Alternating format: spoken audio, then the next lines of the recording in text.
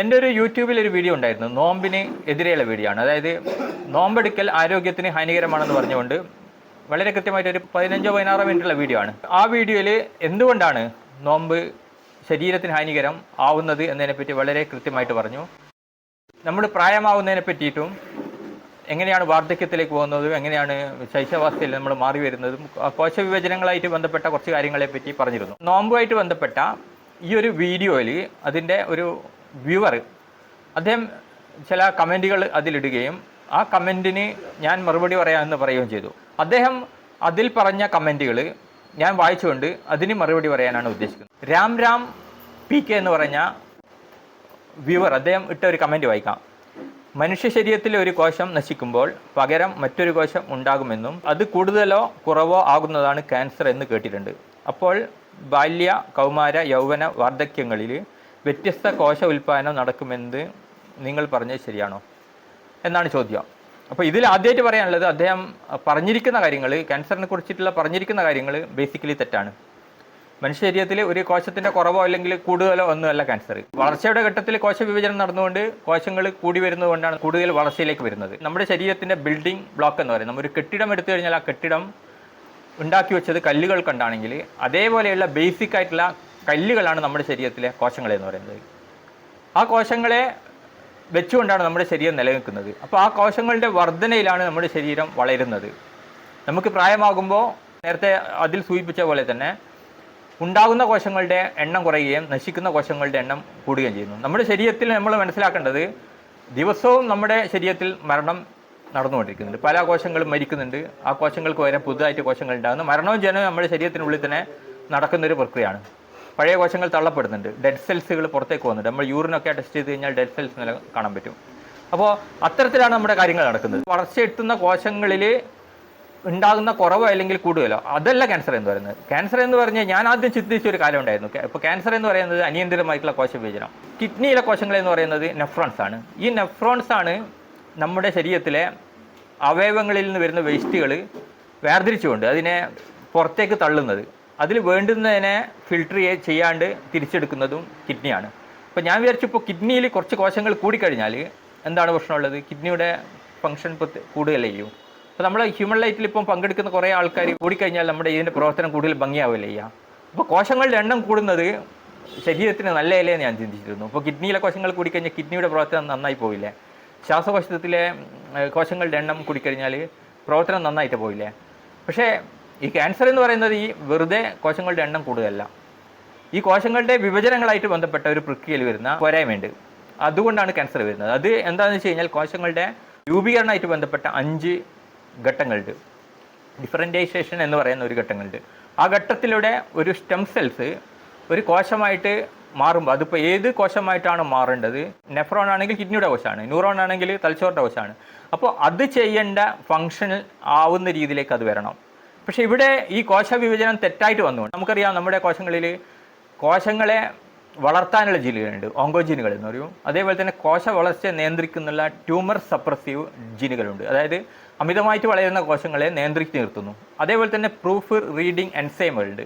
നമ്മുടെ കോശ വിഭജനം നമ്മൾ ഫോട്ടോ കോപ്പി എടുക്കുമ്പോൾ ഒരുപാട് അതിൽ തെറ്റ് വരുന്ന പോലെ ചെറിയ ചെറിയ വ്യത്യാസങ്ങളൊക്കെ ചിലപ്പോൾ വന്നേക്കാം. അതേപോലെ തന്നെ ഒരു കോശത്തിൻ്റെ മറ്റൊരു പതിപ്പ് വരുമ്പോൾ ആ പതിപ്പിൽ ചെറിയ ചെറിയ വ്യത്യാസങ്ങൾ വന്ന് ആ തെറ്റായ വ്യത്യാസങ്ങളെ തിരുത്താനുള്ള ഒരു സംവിധാനം കൂടി കോശങ്ങളിലുണ്ട്. അതിൻ്റെ പ്രൂഫ് റീഡ് ചെയ്തുകൊണ്ട് അത് തെറ്റായ തന്നെ മാറ്റുന്ന സിസ്റ്റമുണ്ട്. ഈ സിസ്റ്റങ്ങളെല്ലാം തകരാറാവുമ്പോൾ എന്ത് സംഭവിക്കും? ഈ തെറ്റായ രീതിയിലുള്ള പ്രോഗ്രാമുകൾ കോശങ്ങളിൽ അക്യുമുലേറ്റ് ചെയ്യും. അപ്പോൾ അങ്ങനെ ഉള്ള കോശങ്ങൾ വളരാൻ തുടങ്ങും. അനിയന്ത്രിതമായിട്ട് കോശത്തിൻ്റെ സാധാരണ നിലയിൽ നിന്ന് വിട്ടുകൊണ്ട് അസാധാരണമായിട്ട് പെരുമാറുകയും വളർച്ച പ്രാപിക്കുകയും ചെയ്യുക. കോശങ്ങൾക്ക് വേണ്ടുന്ന എല്ലാ ഊർജ്ജങ്ങളും അത് ശരീരത്തിന് സ്വീകരിക്കുകയും ഒന്നിനും കൊള്ളാത്ത കുറേ കോശങ്ങളായിട്ട് മാറുകയും ചെയ്യും. അതായത് കിഡ്നിയുടെ ഒരു കോശമാണ്, കിഡ്നി ചെയ്യേണ്ട ഫംഗ്ഷൻ എന്തൊക്കെയാണ്? അതൊന്നും ചെയ്യില്ല, വെറുതെ വളർന്നുകൊണ്ടിരിക്കുകയാണ്. ഇപ്പോൾ കിഡ്നിയിലൊരു ട്യൂമർ ഉണ്ടായിട്ട് വരുന്നു, ഒരു മുഴയുണ്ടായിട്ട് വരുന്നു. ആ ഒരു മുഴ കിഡ്നീൻ്റെ ഒരു പരിപാടിയും നടത്തില്ല. അത് വെറും കോശങ്ങളായിട്ട് മാറുകയും അതേസമയം തന്നെ ശരീരത്തിൽ നിന്ന് അമിതമായിട്ടുള്ള പോഷകാഹാരങ്ങൾ സ്വീകരിച്ചിട്ട് അമിതമായിട്ട് വളരുകയും ചെയ്യുന്നു. ഇനി വളരൽ മാത്രമല്ല, ഈ വളരുന്ന സാധനം തൊട്ടടുത്ത കോശത്തിനെ ബാധിച്ചിട്ട് ഇതേ രീതിയിലേക്ക് അതിനെ മാറ്റിയെടുക്കുകയും ചെയ്യും. ആ കോശത്തിലേക്കും അത് പടർന്നിട്ട് ആ കോശത്തിനെ ഇല്ലാതാക്കിക്കൊണ്ട് അതിൻ്റെ സ്ഥാനത്ത് കൂടി ഇത് വളർന്നുകൊണ്ട്, അപ്പം കിഡ്നിയിലൊരു ക്യാൻസർ എന്ന് പറയുന്നത് വളർന്ന് കിഡ്നീൻ്റെ ശരിക്കുള്ള പ്രവർത്തനം ഉള്ള കോശങ്ങളെല്ലാം നശിപ്പിച്ചിട്ട് കിഡ്നി മൊത്തം ഒരു ക്യാൻസറസ് ആയിരിക്കുന്ന കോശങ്ങളായി മാറും. ഇതൊന്നും തന്നെ കിഡ്നീൻ്റെ പണിയെടുക്കില്ല. അവിടെ തീരുന്നില്ല.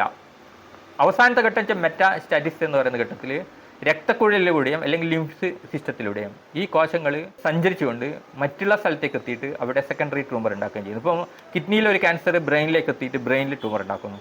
ഇപ്പം ബ്രെയിനെ ബാധിച്ചു ആൾ മരിക്കുന്നു. അങ്ങനെ മെറ്റാസ്റ്റാറ്റിസ് എന്ന് പറയുന്ന 4th സ്റ്റേജിലേക്ക് അത് പോവുകയും മൊത്തം ശരീരത്തിൻ്റെ പ്രവർത്തനത്തെ അവതാളത്തിലാക്കിയിട്ട് അവയവങ്ങളുടെ പ്രവർത്തനക്ഷമതയില്ലാതെ മരിക്കുന്നൊരവസ്ഥയിലേക്ക് എത്തിക്കുകയും ചെയ്യുന്നു. അപ്പോൾ ഇവിടെ പറഞ്ഞിരിക്കുന്നത് പോലെയല്ല ക്യാൻസർ എന്ന് പറയുന്നത്. അപ്പോൾ പ്രായമാകുന്ന ഒരു അവസ്ഥയിൽ എന്താണ് സംഭവിക്കുന്നത് ചോദിച്ചു കഴിഞ്ഞാൽ പുതുതായിട്ടുണ്ടാകുന്ന കോശങ്ങളുടെ എണ്ണം കുറയുകയും നശിക്കുന്ന കോശങ്ങളുടെ എണ്ണം കൂടുകയാണ് ചെയ്യുക. ഞാൻ പറഞ്ഞില്ല, ഈ നശിക്കലും ഉണ്ടാവലൊക്കെ നമ്മുടെ ശരീരത്തിലൊരു സ്വാഭാവിക പ്രക്രിയയാണ്. ഈ തെറ്റുകളെ കൂട്ടുന്ന രീതിയിലുള്ള കുറേ എക്സ്റ്റേണൽ ആയിട്ടുള്ള സാധനങ്ങളുണ്ട്. ഇപ്പം ഭക്ഷ്യവസ്തുക്കൾ, ഇപ്പം കടല പോലെയുള്ള അല്ലെങ്കിൽ ഗോതമ്പ് മാവ് പോലെയുള്ള മൈദ പോലെയുള്ള പൂപ്പ് പിടിച്ച സാധനങ്ങളുണ്ടല്ലോ, അതിൽ അഫ്ലോടോക്സിൻ എന്ന് പറയുന്ന ഘടകങ്ങളുണ്ടാവാം. നിലക്കടല നമ്മൾ കഴിക്കുന്നില്ല, ഈ നിലക്കടലയിൽ പോലും ക്യാൻസറിന് കാരണമായിട്ടുള്ള സാധനങ്ങൾ ഉണ്ടാവാം. അതിൽ പൂപ്പ് പിടിച്ചിട്ടുണ്ടെങ്കിൽ അഫ്ലോടോക്സിൻസ് ഉണ്ടാവും. ഈ അഫ്ലോടോക്സിൻ നിരന്തരമായിട്ട് നിങ്ങൾ കഴിക്കുകയാണെങ്കിൽ ക്യാൻസറിനുള്ള സാധ്യതയുണ്ട്. അതേപോലെ തന്നെ പുകവലി, അന്തരീക്ഷ മലിനീകരണം നമുക്ക് ഒഴിവാക്കാൻ പറ്റില്ല. നമ്മൾ വലിച്ചു കയറ്റുന്ന കാർബൺ മോണോക്സൈഡ്, താറ് പോലെയുള്ള സാധനങ്ങൾ. ഇത് മാത്രമല്ല, ഈ പൊടിയില്ലേ, ഇത് മരപ്പൊടി പോലും ക്യാൻസറിന് കാരണമാണ് സാധനങ്ങൾ. സ്ഥിരമായിട്ട് നമ്മൾ അതുമായിട്ട് ഇത് വന്നു കഴിഞ്ഞാൽ. അതേപോലെ റേഡിയേഷൻ നമുക്ക് ഒഴിവാക്കാൻ പറ്റില്ല. നമ്മൾ റേഡിയേഷനിലാണ് ജീവിക്കുന്നത്. ഇപ്പോൾ സൂര്യപ്രകാശത്തിൻ്റെ ഭാഗമായിട്ട് കിട്ടുന്ന അൾട്രാവയലറ്റിൻ്റെ റേഡിയേഷൻ പല ബ്രാൻഡുകളുണ്ട്. അതൊക്കെ നമ്മൾ ശരീരത്തിൽ സ്കിൻ ക്യാൻസർ ഉണ്ടാക്കും. പക്ഷേ നമ്മളെ രാജ്യത്ത് അത് കുറവാണ്. കാരണം അത് നമുക്ക് മെലനോസൈറ്റ് എന്ന് പറഞ്ഞൊരു കോശങ്ങളുടെ പ്രൊട്ടക്ഷൻ അതിലുണ്ട്. പക്ഷേ വിദേശ രാജ്യങ്ങളിലൊക്കെ വെള്ളത്തൊലിയുള്ളവർക്ക് അത് പ്രശ്നമാകുന്നുണ്ട്. അങ്ങനെ ഒരുപാട് കാര്യങ്ങളായിട്ട് ബന്ധപ്പെട്ടുകൊണ്ടാണ് ക്യാൻസർ കിടക്കുന്നത്. ഇന്ന് ഒരു ക്യാൻസർ ആയിരിക്കുന്ന ഒരു കാര്യമായിട്ട് ബന്ധപ്പെട്ടുകൊണ്ട് നമ്മൾ സമ്പർക്കം പുലർത്തി കഴിഞ്ഞാൽ നാളെ ക്യാൻസർ വരണമെന്നൊന്നുമില്ല. ദീർഘകാലമായിട്ടുള്ള സമ്പർക്കം ക്യാൻസർ കാര്യമായിരിക്കുന്ന കാർസിനോജനിസിസ് എന്ന് പറയും. ആ ഗ്രൂപ്പിൽപ്പെടുന്ന പദാർത്ഥങ്ങളായിട്ട് സമ്പർക്കം ഉണ്ടായാൽ മാത്രമേ ക്യാൻസർ ഉണ്ടാവും.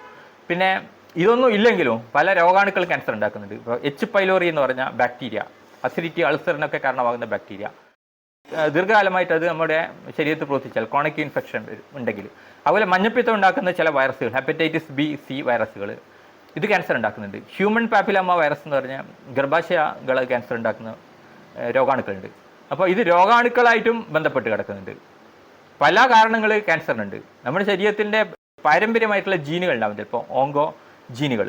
ഇപ്പം ബ്രസ്റ്റ് ക്യാൻസറിന് കാരണമാകുന്ന ഒരു ജീനുകളുണ്ട്. ആ ജീനുള്ളവർക്ക് ബ്രസ്റ്റ് ക്യാൻസർ വരാനുള്ള സാധ്യതയുണ്ട്.